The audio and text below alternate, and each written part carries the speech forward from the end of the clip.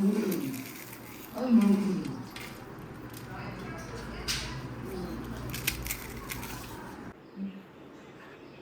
Friends, કેમ છો? સ્વાગત છે તમારું દમોસ કિચનમાં. તો આજે આપણે છે ને દિવાળી સ્પેશિયલ આપણે આજે ફરસી પૂરી બનાવવાના છે, અને એ પણ પાછી આપણે ઘઉંના લોટમાં. તો ચાલો તેમાં આપણે શું શું જોશે એ હું તમને બતાવું. તો ચાલો આપણે જોઈએ. તો મેં 2 વાટકા ઘઉંનો ઝીણો લોટ લઈ લીધો છે, અને અજમો છે, 2 ચમચી જીરું છે, પછી ગરમ ઘી. તો સૌથી પહેલાં તો આપણે જીરું અને અજમા છે તેને ખાંડણીની મદદથી અધકચરા ખાંડી લઈશું. તેમાં તમે કાળા મરી પણ ઉમેરી શકો છો, તેમજ તમે તેમાં સફેદ તલ પણ લઈ શકો છો, કેમ કે આપણે અહીં છે ને ખાલી જીરું અને અજમો જ લીધા છે. વધારે મસાલા કોઈ પણ જાતના એડ કર્યા નથી. તો હવે આપણે એક મોટા વાસણમાં 2 વાટકા ઘઉંનો લોટ લઈ લીધો છે, અને તેમાં 3 થી 4 ચમચી જેટલો આપણે રવો લઈ લીધો છે, તેમજ સ્વાદ અનુસાર નમક ઉમેરીશું. અને ત્યારબાદ આપણે જે અધકચરા જીરું અને અજમો ખાંડેલા છે ને તે પણ સાથે એડ કરી દઈશું. ત્યારબાદ તેમાં આપણે ગરમ કરેલું ઘી 5 થી 6 ચમચી જેટલું નાખીશું. ઘી છે તે ગરમા ગરમ જ હોવું જોઈએ. અને ત્યારબાદ આ બધું જ આપણે ચમચીની મદદથી અથવા તો હળવા હાથે ધીમે ધીમે મિક્સ કરી લઈશું, કેમ કે ઘી ગરમ હોય ને એટલે આપણા હાથ છે ને તે દાજી જાય.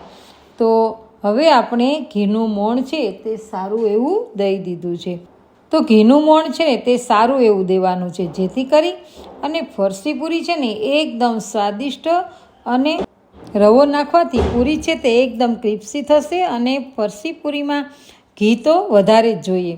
તેથી દુકાનમાં તો લગભગ ડાલડા ઘીનો જ ઉપયોગ કરતા હશે, પણ તમે પણ ચોખ્ખું ઘી ના મળે ને તો ડાલડા ઘીનો પણ ઉપયોગ કરી શકો છો. તો જુઓ, હવે મુઠ્ઠી પડતું મોણ દેવાઈ ગયું છે, અને હવે આપણે આ લોટમાં થોડું થોડું પાણી ઉમેરતા જઈશું અને લોટ બાંધતા જઈશું. અને આ લોટ છે ને તે એકદમ કઠણ કે એકદમ ઢીલો નથી બાંધવાનો. અને આ રીતે આપણે જો થોડું થોડું પાણી એડ કરતા જઈશું અને લોટ બાંધતા જઈશું. તો તમે આવી રીતે ફરસી પૂરી ચોક્કસ બનાવજો, જો બિસ્કિટ જેવી જ થશે. તમે જોઈ શકો છો કે આપણો લોટ છે તે બંધાઈ ગયો છે, નહીં કઠણ કે નહીં ઢીલો, એકદમ મીડિયમ રાખવાનો છે. તો હવે આપણે આ બંધાઈ ગયેલા લોટને 10 થી 15 મિનિટ માટે ઢાંકીને રાખી દઈશું.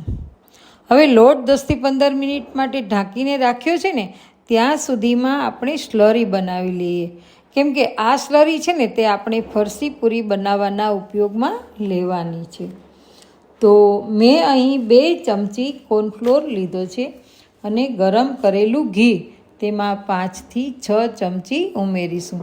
તમે કોર્નફ્લોર ન હોય તો તમે મેંદાનો લોટ પણ લઈ શકો છો. હવે આપણે આ બધું જ મિક્સ કરી દઈશું, કેમ કે આપણે જ્યારે ફરસી પૂરી બનાવીશું ને ત્યારે રોટલી ઉપર આ સ્લરી છે તે લગાડીશું. તો હવે આપણે આ સ્લરીને એક બાજુ મૂકી દઈશું. હવે 10 મિનિટ જેટલી થઈ ગઈ છે, અને લોટને જોઈશું તો સરસ મજાનો કૂણાઈ ગયો છે. તો તેને આપણે અડધી મિનિટ જેટલું મસળી અને સારી રીતે કૂણવી લઈશું. અને પછી આપણે આ લોટના 2 ભાગ કરી નાખશું, અથવા તમે આખો લોટ પણ રાખી શકો છો. અને આ લોટને આપણે પાટલા ઉપર એકદમ રોલ જેવો બનાવીશું. એકદમ મસળશું એટલે રોલ જેવો એકદમ ગોળ ગોળ કરીશું એટલે થઈ જશે. અને આ રોલ તૈયાર થઈ જાય ને એટલે તેને આપણે ચપ્પા વડે એક સરખા પીસ કરી લઈશું. તો જુઓ, આ મેં બધા જ લોટના લુવા પીસ કરી લીધા છે. હવે આપણે એક લુવાને સારી રીતે હથેળીથી દબાવી અને ગોળ ગોળનું કરી લઈશું. અને પછી આપણે હવે તેની રોટલી વણી લઈશું. રોટલી વણતા તેમાં લોટનો ઉપયોગ નથી કરવાનો. આપણે જ્યારે રોટલી વણતા જઈએ ત્યારે અટામણ લઈએ છીએ, તે અટામણનો ઉપયોગ નથી કરવાનો.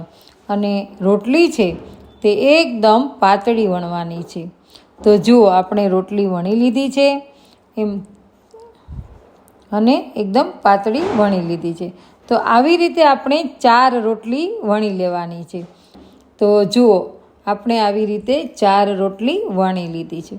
હવે આપણે જે એક વણેલી રોટલી છે ને પાટલા ઉપર, તેની ઉપર આપણે ચમચીની મદદથી સ્લરી લગાવતા જઈશું, અથવા તમે હાથ વડે પણ સ્લરી લગાવી શકો છો.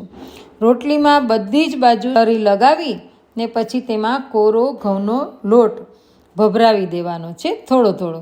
એમ એક પછી એક રોટલી મૂકી, પાછું સ્લરી અને પાછો લોટ ભભરાવાનો. એમ બધી 4 રોટલીમાં સ્લરી અને ઘઉંનો લોટ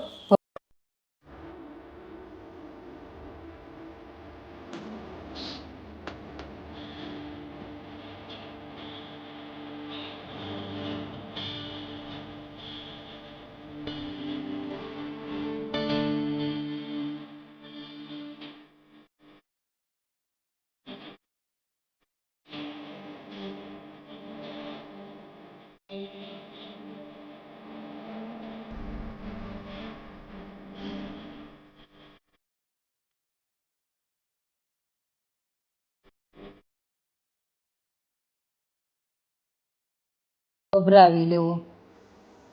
તો જુઓ, આપણે 4 રોટલીમાં સ્લરી અને ઘઉંનો લોટ ભભરાવી લીધો છે, અને ઘઉંનો લોટ છે તે આછો ભભરાવાનો છે. હવે આપણે 4 રોટલીના પડ તૈયાર થઈ ગયા છે સ્લરી લગાવીને. તો આપણે તેને એકદમ કઠણ એટલે કે ટાઈટ રોલ કરી લઈશું.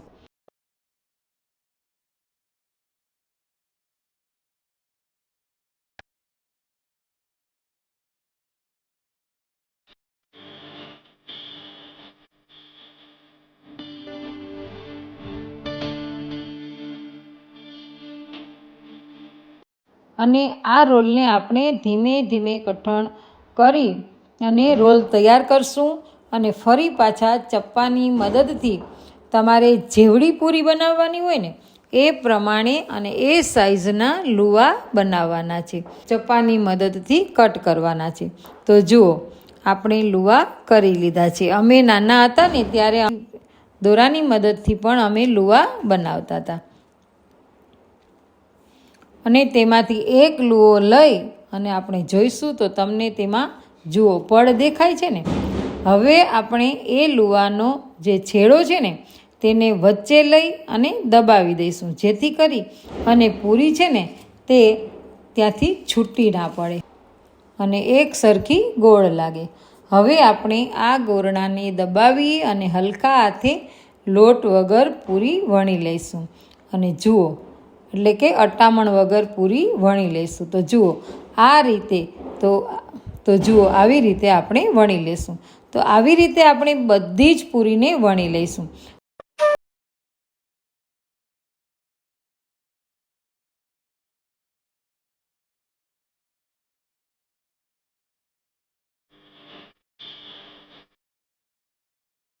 અને આપણી બધી જ પૂરી જુઓ વણાઈ ગઈ છે અને તૈયાર થઈ ગઈ છે.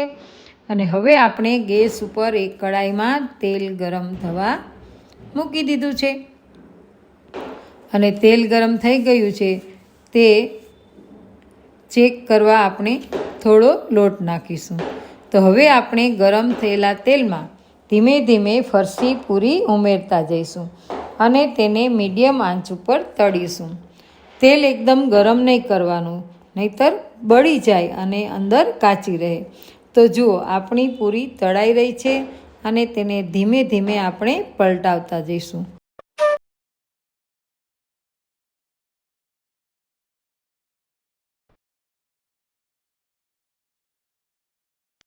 તો આપણા ઘઉંના લોટની પડવાળી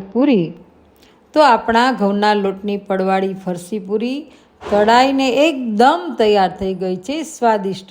તો તમે આ રીતે જરૂરથી બનાવજો અને નાસ્તા માટે બધાને ખૂબ જ ભાવશે અને ચાની સાથે તો એકદમ સ્વાદિષ્ટ લાગશે. તો વિડીયો પસંદ પડે તો વિડીયોને લાઈક તેમજ ફ્રેન્ડ્સ ફેમિલીમાં શેર કરજો. ફરી મળીશું નવી રેસીપી સાથે. ત્યાં સુધી આવજો.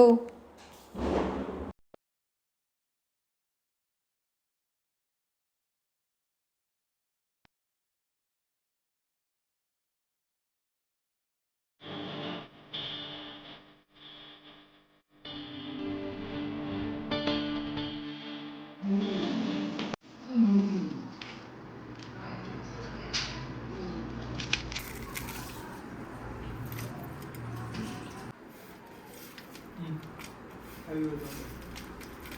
જો ખાવ બરાબર પેલા લઈ અંદરથી લેજો.